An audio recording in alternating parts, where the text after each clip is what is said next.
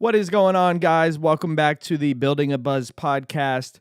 I'm your host, Justin Buzzi, and this week I wanted to talk to my music following. Many of you maybe follow me for entrepreneurial stuff and business stuff, but some of you may not know that before all of these business things started happening, I was a rapper, and I still do make rap music once in a while. I've obviously put a lot more of my time and effort into growing my business and growing the company, but I have done a lot of cool things in the music world, and I wanted to touch on some of those for those of you that may have some questions on how to get started, how to grow, etc., etc. So without further ado, let's get going.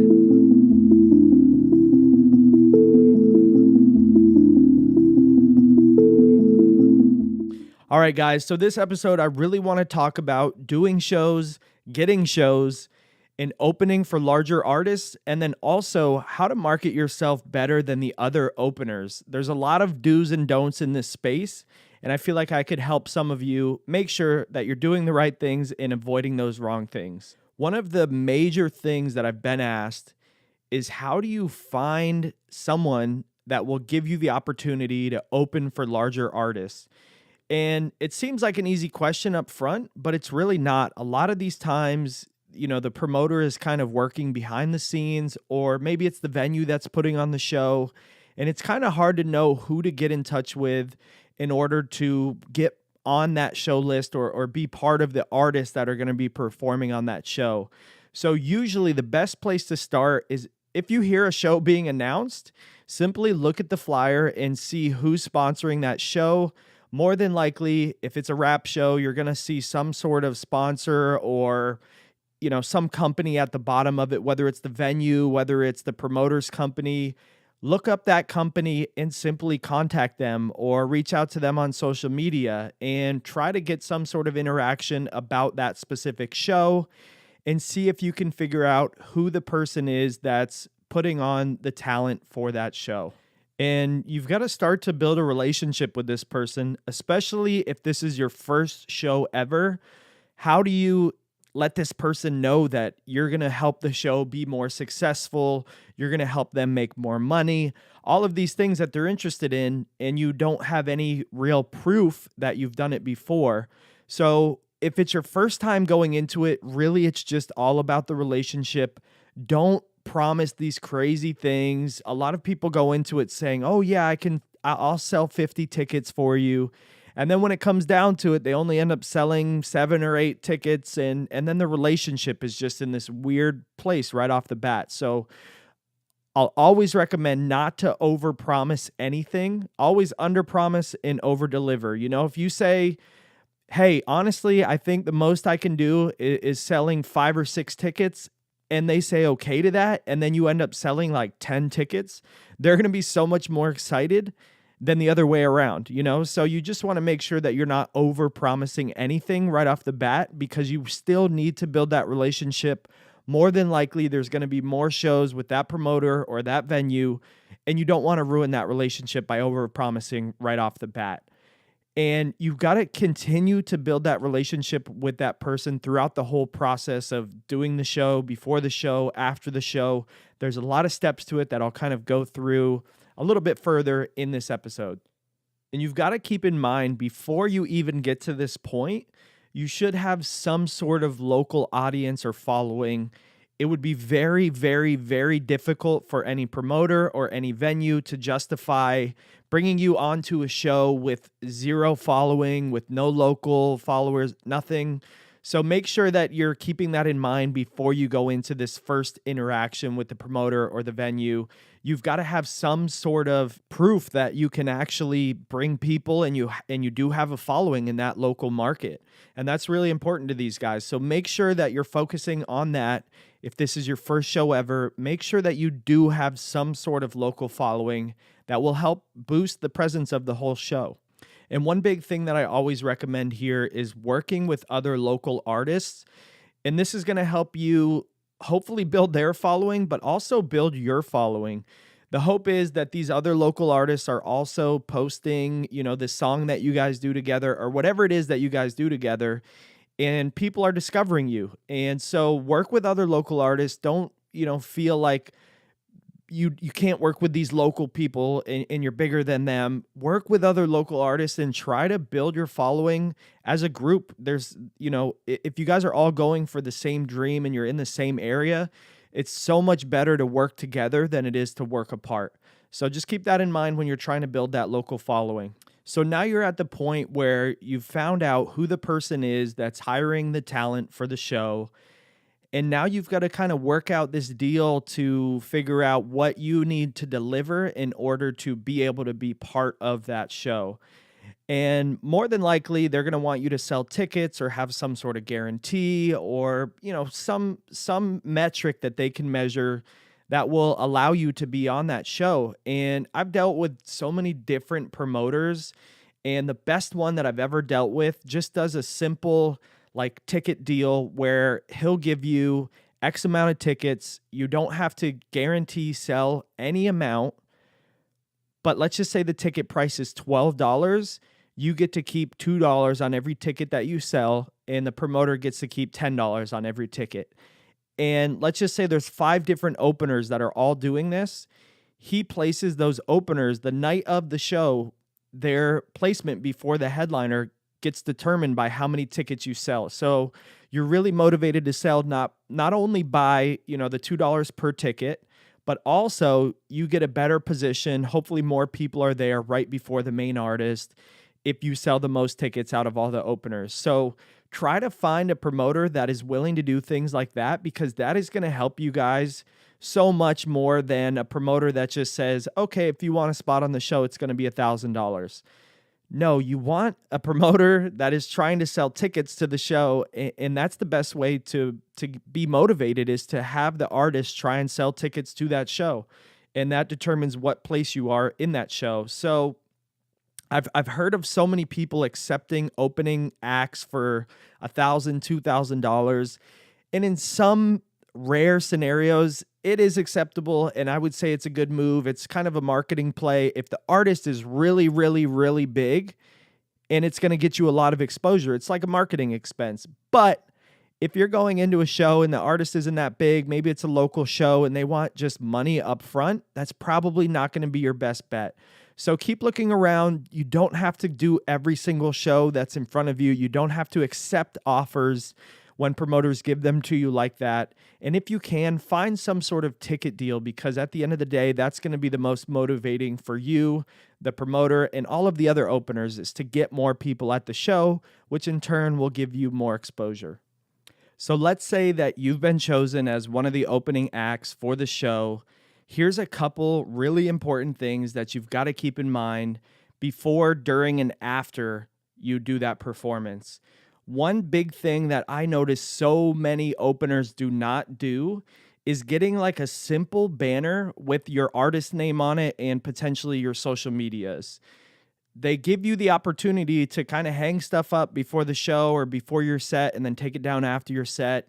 And I've even had the opportunity to leave my banner up during the headlining set, which, people are taking pictures and videos of, and my banner's in the background, which maybe doesn't get me that many, more followers or more exposure, but in the back of people's head, or if they post a picture, post a video, and continually they keep seeing my banner and my poster and my name, the hope is over time that starts resonating with them, and maybe they will look you up just because of that banner eventually. But definitely during your set, like, have something up on stage that says your name, and make sure that you also introduce yourself to the audience. There's so many times where, like the person that's kind of emceeing the show will say, and up next we have this artist, and that artist thinks that that's good enough as an introduction, and they don't need to introduce themselves to the audience. But it's very important to have a banner with your name on it, and also to introduce yourself to the crowd, especially if you're local. Like, let people know that you are from there, supporting there, and you're repping that town or that city or whatever it is. People are going to resonate with that a whole lot. And another big thing that I noticed a lot of people don't do is rehearsing before their set. And whether you're a solo artist, whether you have a hype man up on stage, whether you bring a DJ with you. No matter what it is, you have to rehearse. People I've seen stumble over what song is coming next and or the words of that song, and they don't know what to say in between the songs because they haven't rehearsed. So all they do is get up there, do their 3 to 5 songs, and then they leave, and no one gets to know who the artist is. And nowadays, it's very important for people to know who the artist is, almost just as much as what the music is. So make sure that you're introducing yourself to the crowd, you have some sort of banner, and that you rehearse. And I personally like to use a hype man because there's a lot of space in my performance that either I'm trying to keep up to the words in my song that the hype man can help fill with, or in between songs, I'm trying to catch my breath and the hype man can really help there. Or just in general, like the whole show, if you want to add more energy to the show and you're a high energy person like I am when I'm on stage, the hype man adds so much to the performance. And I got to give a shout out to Timmy G here, because if you guys have ever been to one of my shows or seen one of my shows, Tim is by far the most hype man I've probably ever seen. And it just makes me go more hype for my own songs. And so I think it's a really cool thing when you can find someone that does that and helps increase your energy. And so, make sure you're looking for that if that's something that you're into. I use it for those multiple reasons. Shout out to Tim because he's been such a good hype man for me at pretty much all of my shows that I've done. And then further than that, you want to make sure that you're bringing someone that's either going to film or take pictures of your show. And maybe that means that you have to pay someone to do that, but I pay someone to take pictures and someone else to take videos of all of my performances. It's super, super, super important because you need content, first of all, to post. Second of all, it's great to look back on and kind of see where maybe you stumbled a little bit, where you excelled, where the crowd reacted best. And then for your next performance, use those notes and continually make every performance better than the last one. And the pictures, I mean, those are going to go with you forever. You're going to be able to use those on future flyers, on your profile picture, on social media, everything. So just make sure that you're paying someone, or if you have a friend that does it, or someone that, you have a good relationship with that can come out and shoot at least pictures. But definitely I love having the video because I can go back on it and kind of reference it and take notes. And it's almost like playing a sport. You kind of go back and watch and see what you did really well and maybe what you can improve on. And then the next time you use those notes to your benefit. To make it an even better performance for yourself, you want to know the DJ and work with them if possible, because for the people that have done opening shows before, if you don't know typically what happens is they have like just a house DJ. You bring your flash drive, you give them the flash drive, and they play your songs and you do your set, and then it's over. But if you have a DJ that knows your cues and knows when maybe you need some filler space or some hype noise in the background or something like that, it makes everything so much better. So I got to give a quick shout out to Modine and a quick shout out to Alex Wood. They've both done my shows before, and they've been such a big help. Just like filling extra space. And if you rehearse with them and your hype man, it just seems like you have it together. There's cues where things are happening at multiple things are happening at once, but it just seems right. So make sure, if you can, find a DJ, work with that DJ, rehearse with that DJ, find cool cues that are going to add to the show throughout the whole thing, and really fine-tune that process, other than just handing the house DJ your set and saying, okay, just press play and I'll try to tell you when I'm ready for the next song. And there's sometimes some awkward pauses if you don't know the DJ. So I think that's a super important thing to someone that's maybe doing their first show or first 2 shows or whatever, first handful of shows. Even if you're 50 shows down the line, make sure that you know the DJ and you guys have specific cues that you're working on. It will help you stand out a whole lot more. At the end of the night, I see this all the time. Performers get done with their opening set. Sometimes they leave before the headliner, which to me is crazy. But most of the time, they don't go around and thank the people that helped put on this show. And so for me, whenever the show is done, immediately I'm going over to the promoter. I'm saying, thank you so much for allowing me to be a part of this. I'm going over to anyone that I met that's from the venue saying the same things. Thank you guys so much for putting this on. This venue is awesome. I love it. I can't wait to go home and share some content from tonight about your venue.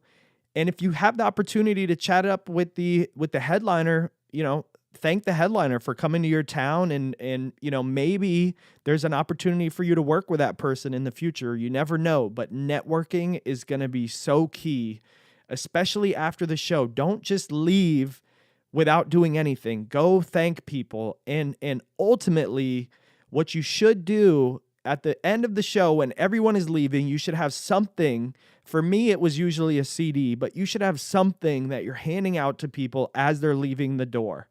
And usually when you're doing that, people are like, oh my God, your set was great. Maybe they didn't catch your name, or maybe they forget to, take a picture of your sign that's on stage. But now you're handing them something that has your name on it, that has your socials on it. Maybe they walk down the street and throw it on the ground. It's happened to me before. Maybe they throw it in a dumpster. It's happened to me before. It does suck, but those aren't going to be your fans. You got to realize the people that do actually take it and maybe go listen to more of your music or go follow you on social media, those are the people you're catering to.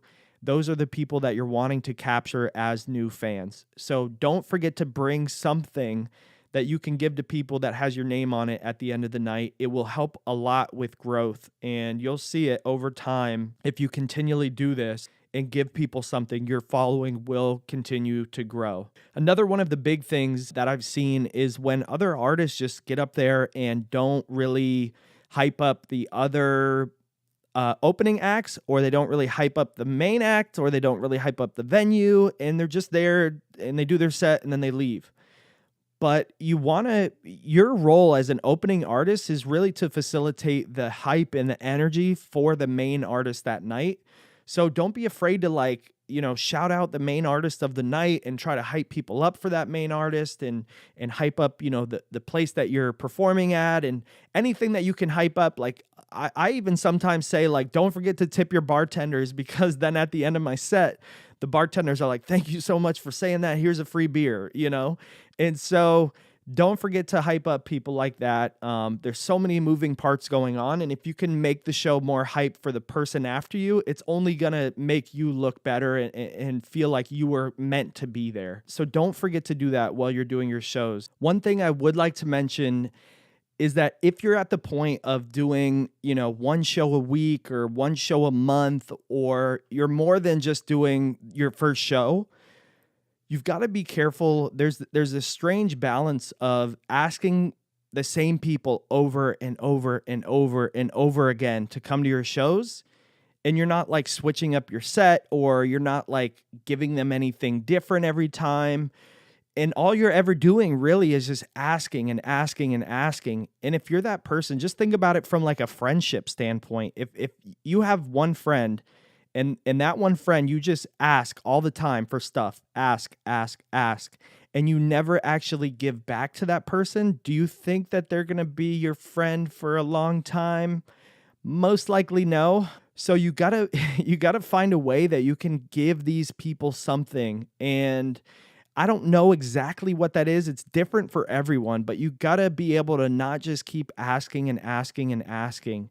And maybe that just means you post about the show and don't necessarily text that same person again and again and again to come to the show.